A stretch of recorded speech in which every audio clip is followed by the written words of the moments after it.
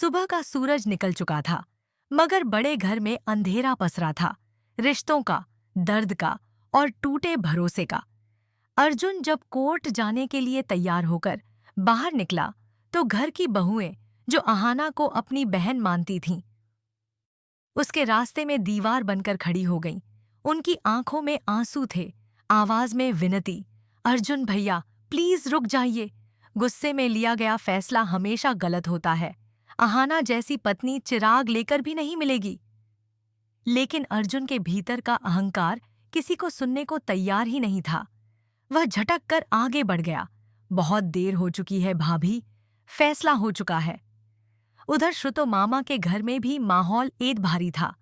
मामा ने अहाना के सिर पर हाथ रखकर आखिरी बार समझाया, बेटा, अगर तुम्हारे दिल में अर्जुन के लिए जरा सी भी जगह है तो इस रिश्ते को एक और मौका देकर देख लो। कोर्ट की सीढ़ियां चढ़ने के बाद वापसी नहीं होती। पर अहाना ने आंसू पोंछते हुए कहा, मामा, ताली एक हाथ से नहीं बजती। जब उन्हें मेरी कदर ही नहीं तो मैं क्यों जोर जबरदस्ती करूं?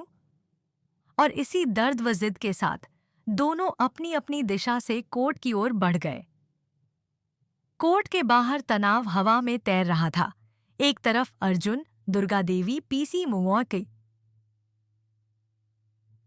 मोनी, पोल्टो और वकील, दूसरी तरफ अहाना केवल अपने मामा के साथ। दुर्गा देवी बाहर से पत्थर जैसी दिखाई दे रही थी, लेकिन भीतर एक माँ का दिल बिखर रहा था। वहीं पीसी मोनी और पोल्टो की आंखों में चमक थी। उन्हें लग रहा था कि कुछ घंटों में हवेली की सत्ता उनके हाथ में होगी। कोर्ट की कार्यवाही शुरू हुई। जज ने पूछा, क्या आप सच में अलग होना चाहते हैं? दोनों ने सिर झुकाकर हां कह दी। तभी अर्जुन के वकील ने चाल चली, मिस अहाना, मेरे क्लाइंट बहुत रईस हैं। तलाक के बदले आपको कितनी रकम चाहिए? यह सुनते ही अहाना की आंखों में स्वाभिमान की आग भड़क उठी। उसने भरी अदालत में कहा, मैं यहाँ रिश्ते का सौदा करने नहीं आई हूँ। मुझे अर्जुन की दौलत नहीं, अपना आत्मसम्मान चाहिए। उसका जवाब सुनकर पूरा कोर्ट सन्न रह गया, यहाँ तक कि दुर्गा देवी भी। कागजी कार्यवाही पूरी हो चुकी थी। बस एक रस्म बची थी, मंगलसूत्र लौटाने की। अहाना कांपते हाथों से मंगलसूत्र उतारती है, आंसुओं के बीच अर्जुन की ओर बढ़ती है। जैसे ही वह उसे वापस देने वाली होती है, अचानक पीछे से एक कराह गूंजती है। दुर्गा देवी जमीन पर गिर पड़ी थीं। उनकी सांसें लड़खड़ा रही थीं, सीने में दर्द था और होंठों पर बस एक नाम, अहाना, मेरी बेटी। मंगलसूत्र अहाना के हाथ से छूटकर फर्श पर गिर गया। एक ही पल में तलाक, गुस्सा, नफरत सब मिट गया। अर्जुन और अहाना दोनों मां की ओर भागे। कोर्ट में हड़कंप मच गया। एम्बुलेंस आई और दुर्गा देवी को अस्पताल ले जाया गया। कॉरिडोर में डॉक्टर ने बताया, उन्हें कोई बीमारी नहीं है, यह इमोशनल कार्डियक शॉक है। परिवार टूटने का तनाव उनके दिल ने सहन नहीं किया। अगर उन्हें जल्द कोई खुशी न मिली तो हम कुछ नहीं कह सकते। अर्जुन और अहाना जमीन पर ढह गए। उन्हें समझ आ गया कि उनकी जिद ने मां की जान जोखिम में डाल दी। जब दुर्गा देवी को होश आया, उन्होंने सिर्फ एक बात कही, मुझे अर्जुन और अहाना चाहिए। दोनों सहमे हुए उनके पास पहुंचे। दुर्गा देवी ने एक हाथ से अर्जुन और दूसरे से अहाना का हाथ पकड़ा और दोनों के हाथ एक दूसरे पर रख दिए। अगर आज तुम दोनों अलग हुए तो समझ लेना तुमने अपनी मां को जीते जी मार दिया। वह रोते हुए बोली, मेरी जिंदगी तुम दोनों में है, मुझे मेरा परिवार वापस चाहिए। मां के आंसुओं ने दोनों का अहंकार पिघला दिया। अर्जुन और अहाना मां के पैरों पर गिर पड़े, हम अब कभी अलग नहीं होंगे। अस्पताल के उस कमरे में जहां टूटे रिश्तों का दर्द भरा पड़ा था, पहली बार राहत की हवा चली। एक परिवार फिर से जुड़ रहा था। अस्पताल के कमरे में थोड़ी थोड़ी रोशनी लौटने लगी थी, जैसे किस्मत भी चाहती हो कि यह टूटता परिवार फिर से एक डोर में बंध जाए। दुर्गा देवी की पलकों पर अभी भी कमजोरी थी, पर उनके चेहरे पर वो राहत साफ दिख रही थी जो शायद कई महीनों में पहली बार आई थी। अर्जुन और अहाना उनके पास बैठे एकदम बच्चों की तरह खामोश थे। न कोई बहस, न कोई तकरार, बस डर कि कहीं माँ फिर से अकेली न पड़ जाए।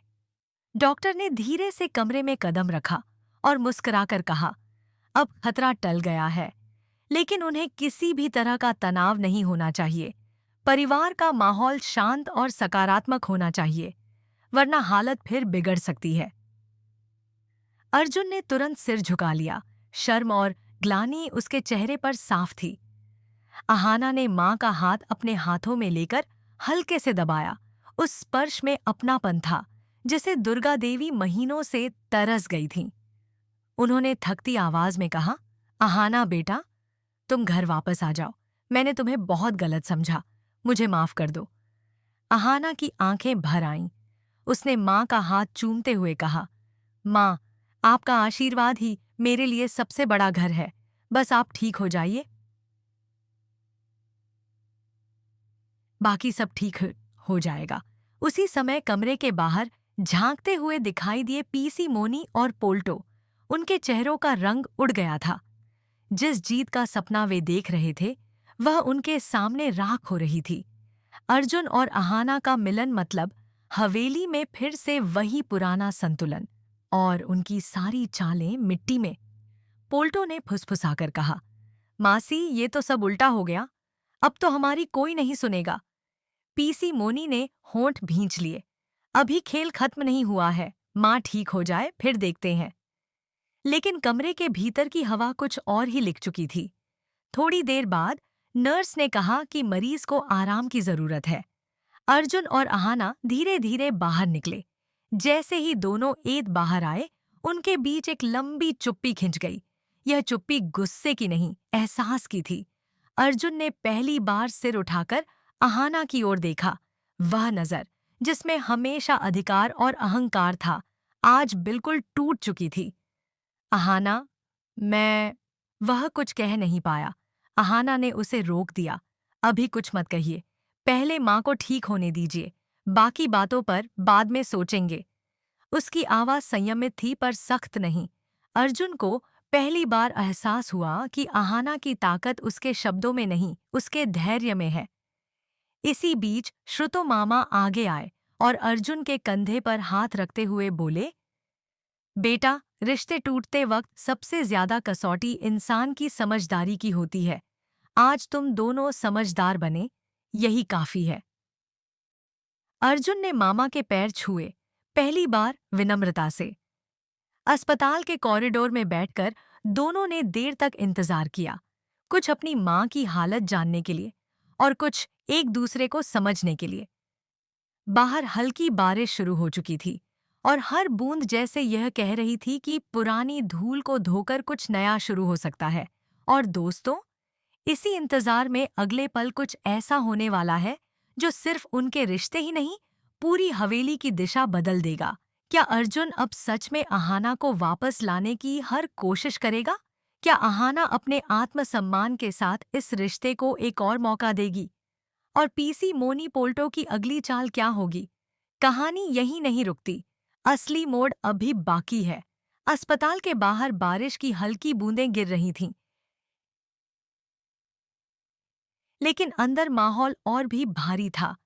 अर्जुन और अहाना चुपचाप बगल में बैठकर आईसीयू के शीशे के पार दुर्गा देवी को देख रहे थे। दोनों के बीच दूरी अभी भी थी, लेकिन दिलों के बीच जो विशाल दीवार खड़ी थी, उसमें अब हल्की हल्की दरारें पड़ने लगी थीं। कुछ देर बाद नर्स बाहर आई और बोली, मरीज अब स्थिर है, आप किसी एक को अंदर जाकर बैठने की अनुमति दे सकते हैं। अर्जुन और अहाना दोनों एक दूसरे की ओर देखने लगे। अर्जुन ने धीमी आवाज में कहा, तुम जाओ, माँ तुम्हें देखकर जल्दी ठीक होंगी।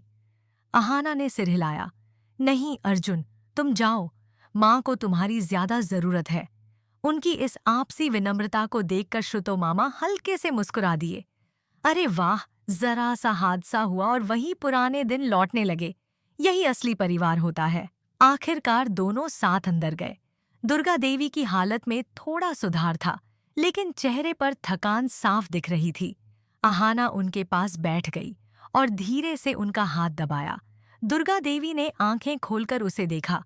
उनके होंठ कंपाए। तू वापस चली आएगी ना बेटा? अहाना की आंखें फिर भर आईं। आप बस ठीक हो जाइए माँ, बाकी सब बाद में।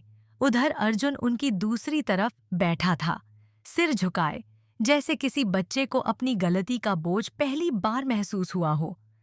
दुर्गा देवी ने उसकी ओर देखते हुए कहा, अर्जुन, औरत का सम्मान करना सीखो। यह लड़की तुम्हें घर बसाने आई थी, तोड़ने नहीं। तुम्हारी माँ होने के नाते मैं आदेश नहीं दे रही, विनती कर रही हूं।